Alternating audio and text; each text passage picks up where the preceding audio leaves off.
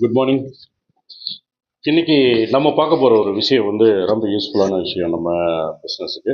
So wifi 4, அதாவது 2.4 ஜிஹெர்ட்ஸில் நிறைய wifi conjunctions இருக்குது அப்படின்னு சொல்லிட்டு நம்ம எல்லாருமே வந்து கொஞ்சம் நல்ல ப்ரீமியம் கஸ்டமருக்கு வந்து நம்ம டியூயல் பேண்டு போடுறோம். பட் அவங்க டியூயல் பேண்ட் போட்டால் எகெயின் ஒரு ப்ராப்ளம் சொல்கிறாங்க.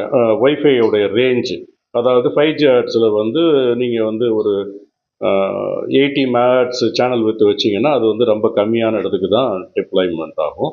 ஸோ அப்போ அது ஒரு கம்ப்ளைண்ட்டாக வரும்போது இதை வந்து எப்படி சால்வ் பண்ணுறது? அவங்க ஒவ்வொரு டைமும் போய் 5G ஹெர்ட்ஸ்லேருந்து 2.5க்கு வந்து மேனுவலாக ஸ்விட்ச் பண்ணுறதுங்கிறது it is a big problem.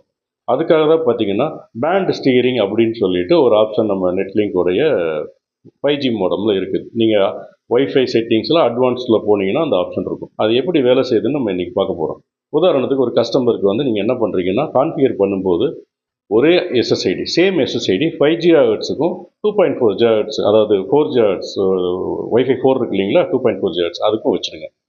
பாஸ்வேர்டும் same வச்சுடுங்க. இப்போ கஸ்டமர் வந்து 5Gயில் கனெக்ட் பண்ணிவிட்டு பக்கத்தில் இருக்காங்க அப்படின்னா அது 5Gயில் கனெக்ட் ஆகும்.